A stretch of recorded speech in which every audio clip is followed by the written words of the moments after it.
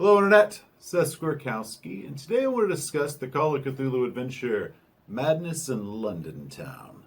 Written by Rick Maffei and published by Goodman Games, Madness in London Town is the second in their Age of Cthulhu line. Coming in at 48 pages, the module is pretty thick. However, it is possible to play it in a single session. The setup is also suitable to introduce new characters to one another and doesn't require that characters be of any specific class. As the title suggests, the adventure takes place in London. This is intended to bring characters out of their element, put them somewhere a little foreign and somewhere they're not used to. So if your campaign is already set in London, it's going to lose a little bit of its punch. It has a decent set of 5 pre-generated characters, so for keepers that don't already have an active campaign, these can be your start. Now, players, if you're interested in actually playing this adventure, please tell your game master to come check this video out. However, from here on forward, I'm going to be laying out the intimate details of this adventure, and it will be packed with spoilers. So please take a moment to stop this video and have a great day. But if you keep watching this, you're going to ruin the adventure for yourself. So for those of you still with me, let's dive straight into this. Madness in London Town has a whole lot going for it. We have a gruesome death at a party, a secret cult, murderous wax museum figures, a car chase, eldritch horrors, and one of the best cinematic climaxes I've ever read. However, the module is not without a few faults, and some things that you need to be warned of beforehand. For one, it is brutal. I used this adventure with the 7th edition Pulp Cthulhu rules, and it was still a challenge. Character death is extremely likely because this baby is a meat grinder. There's also a few parts that are a little odd, and they're likely going to require some modification on your part. So I'll tell you my thoughts and suggestions as a game master who has successfully run this adventure. And I'm Jack, the NPC. I'm going to give this to you from a character's point of view, so buckle up, Buttercup, because this one's going to be a bumpy ride. The module includes 9 possible handouts to use and several maps. However, be advised that the maps for Winslow's apartment and for the Wax Museum have errors in that the room descriptions and the marked numbers are switched on a couple of the rooms. Also, the map of London is pretty bad. In addition to looking more like a stained glass window than an actual map of London, all the event locations are clearly marked on it, rendering it useless to give to players as a handout without spoiling the adventure. Meanwhile, the map of Stonehenge is awesome. I even blew it up full size to use on the board for the game finale. I can't recommend doing that enough. In addition to the handouts and maps, the module provides a good deal of art. So huge props to Goodman Games for that, because I am a big art fan. The setup for the adventure is that the PCs are invited to a fancy gala in celebration of a new Roman statue exhibit at the British Museum. The curator in charge of the exhibit, Mr. Vernon Whitlow, is an old friend of the PCs. However, Whitlow has uncovered a cult in the museum and fears a nefarious plot might be at hand. He tells the PCs that there is danger and tells them that he's going to talk to them after the gala. But halfway through the event, he goes mad, screams a bunch of crazy warnings at all the guests, and then slashes his own throat with a straight razor. One hell of an opening. The PCs have 3 days to figure out who killed their friend and stop a ceremony to summon Shub-Niggurath, or else many more will die. I personally love the race against time. There's also a lot of great role-playing opportunities at the gala itself. However, one thing that does bug me is that the module says that they meet Whitlow beforehand and that he gives them a key to his apartment. Why? Oh, hi there, here's a key to my place. To me, that just screams, this dude is about to die. So keepers, come up with a reason why Whitlow would give them a key that doesn't seem as strange. What I did is that I had Whitlow meet the PCs before the party. They ask him about the urgent message that he had sent, so Whitlow looks around and he whispers, "Look, I can't discuss this here, but we need to talk about this after the event. I'm going to be held up about 20 minutes after it's over because I have to clean up and lock up and chat with my boss about some stuff. So, hey, here's the key to my place. Just go ahead and meet me there, and we're going to talk after this is over because I got a lot to download to you. See, that's easy. That's an actual reason that he gives them the key versus he just gives them a key. Now, after Whitlow is dead, the PCs might investigate the body right there at the scene. For whatever reason, the module does not anticipate this, so be prepared. The milk of Shub-Niggurath is on his lips, and it will likely get spotted then. The module assumes that it would make more sense that the PC should bribe the Undertaker during the funeral to open the casket and let the PCs poke around the corpse. Another thing that keepers should be ready for is random PC questions about what each statue in the collection looks like and whichever ones Whitlow might have been looking at or had killed himself in front of when the actual incident happened. Hey, it seemed like a logical question at the time, so excuse me for investigating the damn mystery. While they're checking the apartment, the first issues with the game begin to show. I'd already mentioned that the map has 2 rooms that are misnumbered, and while this isn't an actual problem, the 5-foot square scale means that Winslow has a 20-foot bed. But one of the biggest clues in the adventure is a hand-drawn map of Stonehenge, and its inclusion doesn't make any sense. The map comes with the letter from a character from a previous Goodman Games adventure, where it's a mother sending this interesting picture that her kids made. Well, 1, my players didn't play the adventure Death in Luxor, so this hint is meaningless. And 2, why would they find this interesting in the first place? Oh, hey, look, a letter from some lady that I don't know and can't contact about her kids and some stupid drawing. This must be important. I only say that because the GM handed me this stuff, so it must mean something. I don't know. This is why I drink. So as a keeper, I threw the letter away and used the Stonehenge map at a different spot in the game. The next area we need to discuss is the British Museum. Now the PCs might go to the museum because Christopher O'Donnell, no, the other Christopher O'Donnell, has told the PCs to meet them there.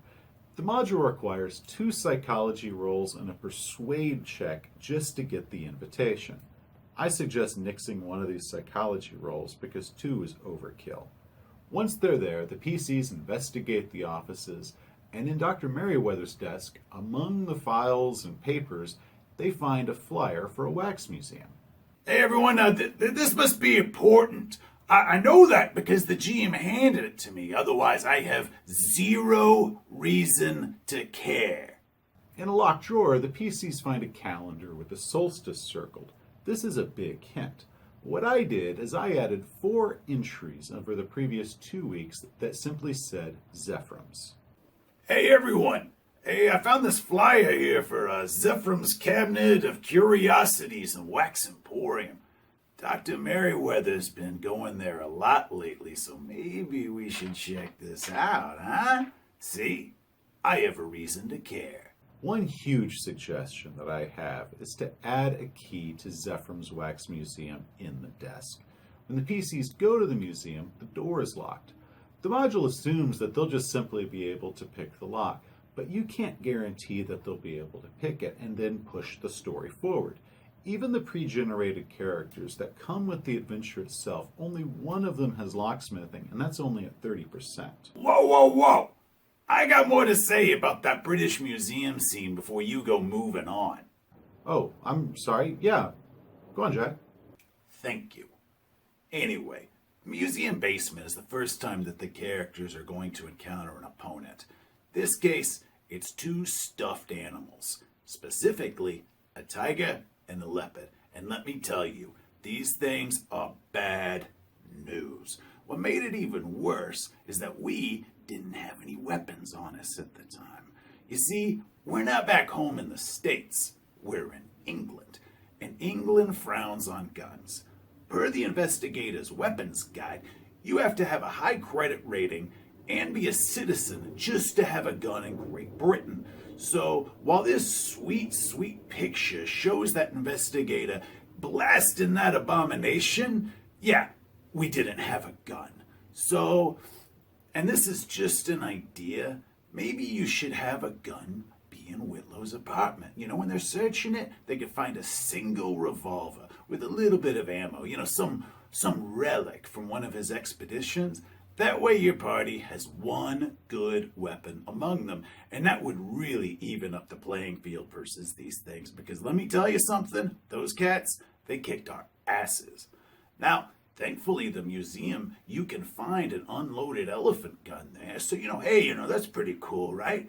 Except that per the investigator's weapons guide, you have to have a permit just to buy ammo for it. So, yay, we got this gun, but we have no way of ever loading it. Okay, yeah, that's a good suggestion. So once they get to Zephram's, one problem I encountered was the map. 2 of the rooms are labeled. Yeah. 2 of the rooms are mismarked. We get it. Keepers, make a note of that. But I'm going to take it over from here because I got a beef. Now, he didn't come up with all that stuff about, give him a key, until after he ran the adventure when he was recounting it to give you some sort of wonderful GM wisdom. So allow me to tell you how it really went down. Now, the module assumes that you're going to go in through the front door of the Wax Museum, and everything there is nicely described. I especially love the part where how it describes that there are theaters, cinemas, and a park just right down the street from it. So all those things say to me, people. So we didn't really feel comfortable picking the lock or kicking the front door down because, hey, I don't like jail. Now, thankfully, the place does have a back door. It's on the side. Doesn't explain it, doesn't say anything about it, so we just assumed it was an alley. So we went around there, picked the lock. Well, we didn't really pick it. We had to use a crowbar because we didn't really have any tools for it at the time. And we went in through the back door first. So all those great rooms and all that fun stuff that goes on inside Zephram's before the back room, yeah, we totally missed that. So I have no actual idea what it looked like or whatever cool stuff they had prepared. Oh, I know. Once my PCs got inside, they entered the workroom. The module says that 3 cultists hide on the catwalk above and ambush. First, I have no idea why they're up there. I mean, do they just sit there all day? There's only one way down from the catwalk, which means if they need to descend it in order to chase PCs, they can't surround them. They just have to go down single file. But the reason that the author put it up there is extremely obvious, and that's because on the first floor, there's several large vats of boiling wax that pose a huge risk of any characters falling into it. Now, these cultists are dressed like workmen. The PCs have just broken in here on a very thin hunch, and if they bypass the front area like mine did, they miss the animated Jack the Ripper, and they therefore have zero reason to assume that these attacking workmen are anything but just average Joes protecting their place from intruders. And for the cultists lying in wait, with one possible thread as to how the PCs actually got to Zephram's or why they went, was that another cultist literally sent them there to be killed. So these bad guys should be armed with something and be expecting them, but they're seriously underarmed for this. One of them has a switchblade, the other has a lit blowtorch, and the last one is completely unarmed. His entire attack is just grab a PC and hurl him into the vats of wax because the module really wants someone to fall into them.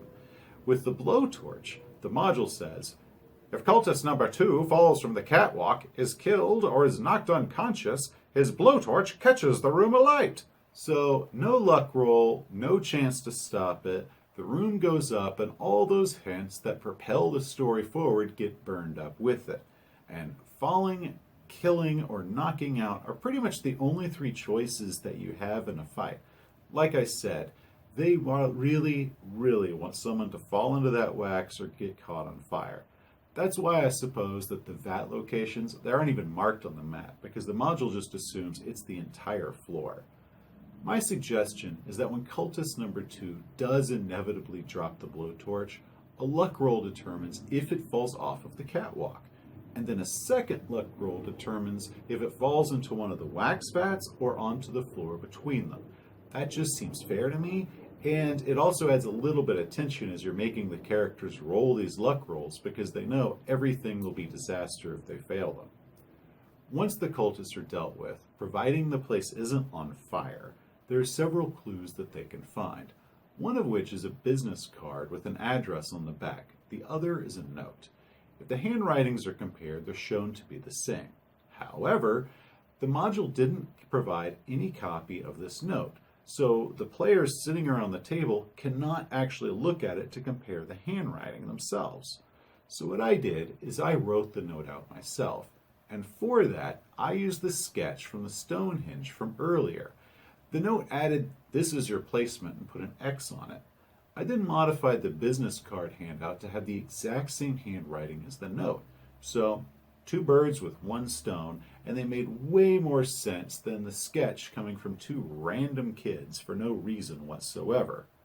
Now, the next scene is the car chase, and it is awesome. I loved it. Oh my god, it was awesome. We loved it. With the 7th edition chase rules, it works spectacularly.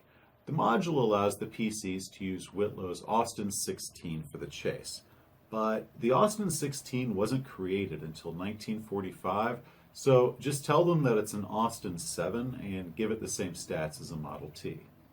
Once we reach the cottage, the PCs can find a shotgun, a sword cane, they have an encounter with the ghost of the maniac that used to live here before, they find corpses in the garden, and they discover definite proof that Merryweather is the villain. They also get to have their first encounter with the Milk of Shub-Niggurath. While this is a separate adventure, the Milk of Shub-Niggurath is very similar to the Mother's Gift from the Blackwater Creek scenario by Chaosium. So similar that I made it smell and taste the same. 3 of our characters completed the Blackwater Creek adventure, and they were horrified when they discovered this. It made a wonderful crossover, and I highly recommend using both adventures if you are running a longer campaign. Before leaving the cottage, the spilled Milk of Shub-Niggurath summons a Dark Young. This is a pretty heavy encounter and could easily wipe out the party. Thankfully, we were using the Pulp Cthulhu rules, and they were able to deal with the Dark Young without it railroading the adventure with the total party kills so close to the end. Once the PCs have everything they need, it's time for them to get to Stonehenge and stop the ceremony. The game's climax is extremely cinematic, and much of that requires perfect timing. You don't want them to show up at the site too early, otherwise they might save the day before the ceremony even begins. If it looks like they're going to get there early, I recommend giving them car trouble, like a flat tire, or maybe they get caught in the mud. Or have them get lost on the way and they have to make a few navigate rolls to get there, but they burned up daylight while they were driving around the countryside trying to figure out where they were. If they're leaving straight from the cottage, it's real easy to say the Dark Young might have damaged their car and smashed it up, and now they have to hoof it the rest of the way to Stonehenge on foot, or they might be able to get some bicycles and pedal their way there. For the finale, I already said this, but I printed the Stonehenge map as a full-size scale with the miniatures. The PCs have 3 rounds to stop the summoning or else they lose. Because we used the Pulp Cthulhu rules, I had whatever cultists weren't devoured or driven insane when the ceremony failed, they went ahead and attacked the PCs. Marion Ainsworth managed to escape and is likely going to return as a pulp villain in a future game. Aside from the issues that I've already mentioned, there was one big complaint that I have, and that's sanity. The module has a few instances that require sanity checks that seem really out of place, and feel more like they're just trying to wear the PC down than anything else. For example, when the PC opens a closet door and sees a mirror. Whoa! Or when Winslow's razor blade falls. Ah! Oh no, it cut me! Meanwhile, at the end, when the goddess Shub-Niggurath is descending in a glowing red cloud with chitinous limbs and writhing tentacles emitting from it as it gets lower and lower to earth. Nothing. Huh. Okay, that's weird. Well, let's kill some cultists. The sanity reward at the end is very weak, too, granting only 2 die for stopping the ceremony, but none for defeating the animated creatures, dispelling the ghost, or killing the Dark Young. So keepers, please reward the characters for those accomplishments. Well, hey, if that's your only gripe, that's cool, but I still got one big complaint, and that's the missing plot information.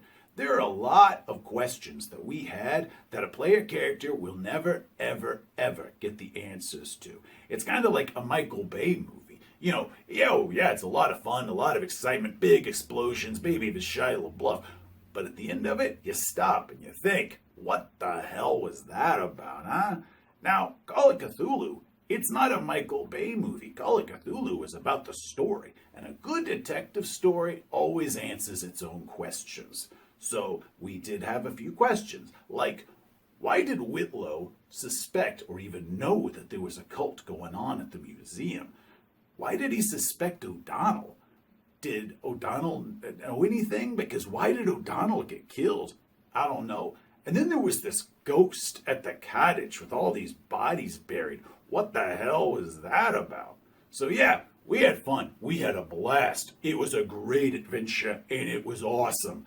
But at the end of it, when we started thinking back and started thinking about what questions do we still have, some of the shine kind of dimmed from it a bit for us. So be prepared. You might want to close up those loopholes. All in all, despite my complaints, I found Madness in London Town to be a very fun adventure. But there is some prep and some changes that keepers will need to do before they run it. The good definitely outweighs the bad, and at the end of the day, my players had a fantastic time, which is the most important thing after all. Hey, thanks for watching. If you enjoyed the video, please give me a like. If you'd like to see more of my stuff, I'll always appreciate a subscription. But either way, you have yourself a great day.